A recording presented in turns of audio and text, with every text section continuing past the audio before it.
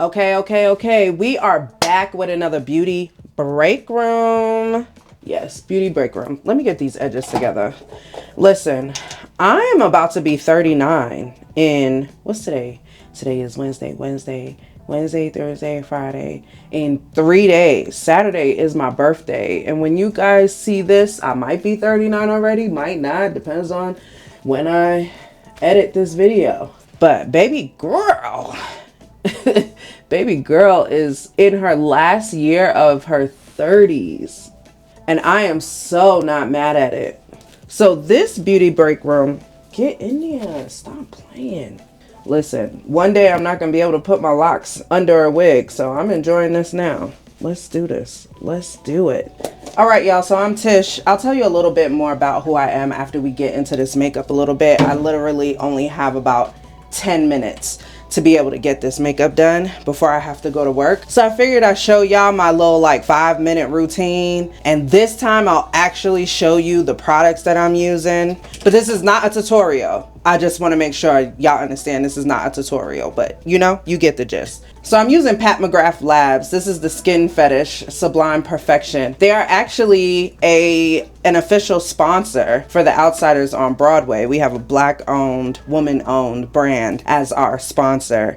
And you could actually see more about my work on The Outsiders in Forbes. I have the link in my description. So I love me some Pat McGrath, okay? And as a woman of color, I use 2 different colors so that I can marry everything together. And so we have medium deep 27 and deep 31. See that? See that? Okay, so mommy is about to be 39. Mommy as in me, Tishana, Tish. Okay, and I just wanted to share how I'm feeling about that, because the feelings have actually come in waves. For about a month before, maybe like the month of July, my birthday is August 17th. And for about the whole month of July, I was having really morbid thoughts. There was this moment of like really understanding, and I don't know if this just comes as you get older, but really understanding that life is not forever. Sometimes when you're young, you can feel like you can live forever. And I'm also one of those people that I've had people in my life live a long time, but I've also had people in my life that have died young. My biological father is one. My biological father died when he was 26 years old. And that is something that has always haunted me. It's I'm not gonna get emotional, but okay. So even when I was like 25 and when I was turning 6, I then had these same like feelings because my own father didn't live past a certain age, you know? And so, man, that's one thing that I'm noticing about, you know, accepting who I am as I get older. Like, I'm a person that really deeply feels, and even conversation can get me a little choked up. That's what was really like bothering me for the past month, was like, how are you here one day and then you're not here? How do you have all of these dreams and aspirations to like live a long life and then you don't get the opportunity to do that? And as a follower of Jesus Christ, that's one of the things that you're gonna learn about me by watching my videos, is that, you know, it's not the only thing about me, but it is the thing about me. The fact that I follow Jesus in his way and use him as an example of how I should live my life, and I accept him as my savior. I do understand that I shall receive eternal life, you know, in him. But I often I wonder what does that feel like to like be here and just not be here? Like, that's wild. I'm not asking because I want to know right now, but I'm just like asking, like, to me that is wild. That just doesn't make no sense to me. So there's things that I do, like I definitely read my Bible to get fuller understanding of like just the life that we live here and the life that we are promised after this. But I'm a documentary girl, and there's a documentary on Netflix that I watched that helped me gain a little bit of clarity which is called like the path to infinity or the journey to infinity.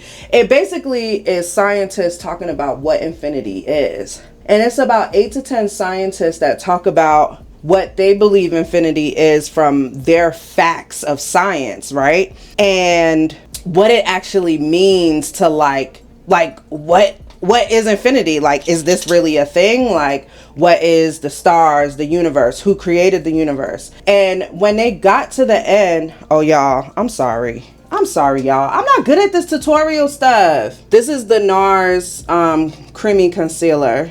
I don't know if y'all can see that. Oh, welcome to my channel. And this is in walnut. I use this under my eye. And then I'm setting, look at this little baby. It's a Dermablend setting powder. This does not leave no ash, no white meat. You know what I'm saying? The Infinity documentary is like, whoa! It gave me so much hope, and it actually helped reinstate some faith, because at the end, these scientists basically, as much as some of these scientists did not want to believe in an afterlife or believe in a God, they were like, yo, this infinity joint really does like explain that there is a God. Like, you can't really like go around that. So I don't know about you, that was something that really helped me like get out of the anxiety of death. You know what I'm saying? And now I'm in this place where I am just so grateful. When I tell you I am so grateful, I am like jumping out of my skin grateful. I am so happy that I get to live this life. I am so happy that all of the things, sorry y'all, I did that and now I'm doing the Sephora mineralized powder, because baby, I'm close to 40 and you gotta make sure that the skin is skinning. And so mineralized powder is what is going to add moisture back into your skin. I don't do the baking booze. I don't do the bakings no more, okay? I do the mineralized. We set and press. Who knew I would be doing tutorials on my own face for a more mature woman? This is crazy. And that's the stuff that I'm talking about, like really realizing that like you're getting older. You know what I mean? Like, I remember when I was 5. Period. Like, I remember when I was 5. I remember my first day of kindergarten. I remember all of those things. My imagination, my memory is like vast. So I remember that stuff. And then I'm gonna contour with this Hula Toasted. It is so like, I don't know if y'all can really see that.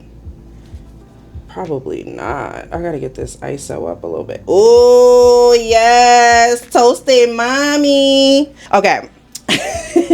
So this is what I'm saying. Like, I am excited. Like, I'm in Denver right now. I'm literally a nomad. It's something that I always dreamed of doing, never had enough courage to do. And God gave me a job. I'm a corporate creative. So I am a makeup artist by trade. I am a creative that is creatively employed. And so I have a 9 to 5. I work in theater. That is my creative 9 to 5. Things like my YouTube channel, my online beauty school, Tish Ferguson Beauty University, my makeup designs on Broadway, all of the things that make up who I am as a creative has me gainfully employed as a creative. And I like to talk about my systems and my life systems and my entrepreneurial systems that I've done to get me here. And that's what I talk about on this channel. And so I'm excited about the fact that like all of these things that I've put in place, all of the struggles that I went through in my 20s, the things that like really have molded and shaped me to who I am, has put me into this place right here. We got this Sephora. This is real chocolate and toasty. We're going to add this on there. I like to layer my contour because we're going to be snatched. And because this is a 5-minute routine, I'm not doing much. But back to this getting old business. I am loving it. I'm excited about what there is to come. I'm in this place where I am extremely grateful for what God is doing in my life. Like, I often find reasons to complain. That is my default, and I've spent a lot of time learning how to not be that person. And I've been watching myself with a bird's eye view, like assessing. I don't know if you do this, but I analyze and assess how far I've come and see what I need to work on. And I give myself kudos for the things that I've grown in. And I give myself assessment for the things that I need to continue to grow in. Because that's one thing that we have to remember, that we are ever evolving. And you will never be 100% your best self. There will always be, you can be 100% your best self in the version that you are now, but there will always be another version of you that will need your best self. You know what I'm saying? So you can practice contentment like Paul talks about in Philippians, and practice being content with where you are now, but also knowing that God has created you in abundance to be abundantly gifted, to be abundantly blessed. And so there are things that you can always strive for while being content with where you are now. Hold on. I'm gonna do this real quick, because the last time I was talking to y'all, I poked myself in the eye. All right, so I'm not really doing much for my 5-minute routine. This is MAC mascara in Extreme Dimension. This is actually like an Old Faithful. You see this right here? You make sure you get it. I love it. It gives me a nice little natural fluff of my lashes without having to put too much on. It's like it's like the expensive version of Colossal. It really just like does the thing. So now that we've talked about all that gratitude stuff and all the good stuff and all the not so good stuff, I do want to talk a little bit about some stuff. We got Danessa Myricks. Here we go. We got Danessa Myricks Golden Hour. This is the stuff. Okay. I like to add a little orange and then a little bronzy, or a little orange and a little pink to just bring. And my mascara gave me a little mole, and I think I'm gonna keep it. But anyway, so we're gonna talk about just the real.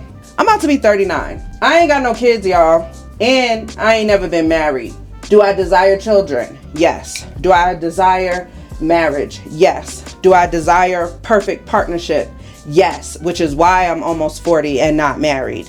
Not because it could never happen, but because I want it in a particular way. Society will have you thinking that the longer that you wait, or like the more picky you are, the less chances that you have for you to be able to have all these things. And honestly, my God is bigger than whatever society got to say about anything. We're doing this Old Faithful Lovejoy. Who does the Old Faithful Lovejoy? We doing something here. Little ratatata. So society will have you thinking all this stuff, and I would say that that's the enemy, because my God is bigger than all of that. My God tells me that if I wait on him, I can have all the things that my heart's desire. Hold on, let me get this wig on. Okay, we back. So the enemy, society, be trying to tell us all this foo-foo-la about like who I am as a woman, because I'm almost 40 and don't have no children and don't have a husband. We see what they doing to Tracy Ellis Ross. I've had people try to tell me, because of the way I dress, the type of man that I want is not gonna want me. I've had people tell me that I show up too masculine, and anyone who actually knows me knows I'm pretty soft. I can have a hard exterior, and my fashion sense and how I dress, if you want to put that in the category of masculine and that scares you off, then I guess that's God just protected me. Because if you can't get with who I am and you want to prejudge me because of whatever you want to prejudge me about, then you're not my person anyway. You're not my person anyway. Then when we get into like this world of Christianity and the church and like men that don't like women who wear makeup or all of these things, like if men can have a list as long as the Nile River about what they want in a partner, why can't we? Why can't we? And if we're first seeking God in everything that we do, if I'm going to Jesus with all of the things that I want in a man and all the things that I want in my life, perfect partnership and all of that stuff, why would I listen to what society got to say? Because we got clear examples, especially in the kingdom. We got clear examples that somebody that shows up like me can definitely be loved by the type of man that I am seeking. Hold on. All right. So I don't want to continue to babble because I got places to go. I have a show to do tonight. But the moral of this story is I have never been more sure of myself in my life. Not me having to bend down. Jesus. I am in some of the best shape of my life. I think the last time I was this fit, I might have been 17 years old. I love God more than I've loved anything in my life. I am just so wrapped in gratitude. I just want God to continue to give me more days. I am in a place of contentment that I've never been able to experience before. And so turning 39, while the feelings are so layered, the biggest feeling is gratitude. Gratitude to be 1% better than I was yesterday. Gratitude to get another chance to glorify His name. Gratitude for another day to be able to be a living witness. A living witness to what He is doing in my life and the people around me. Gratitude that I know that because of what the last 39 years have shown me, that God is faithful. That these next 39 years plus, we will continue to show me how faithful He is. So while I'm turning 39 and maybe I don't have I don't have children. I don't have a husband, not even close to a husband, because I don't have anyone that is eligible and compatible to date. Without having those things, I have everything. I have everything that my heart has always desired at this point, and I will continue to receive the things that my heart desires as long as it's in alignment with God's purpose for my life at that time. And so there's a level of intention that comes with this age, me doing everything with intention, everything with intentionally seeking my God. So I welcome it. Give me all them days. Give me all them years. We gonna do this. We gonna do this thing. Happy birthday, Tashana. Happy birthday.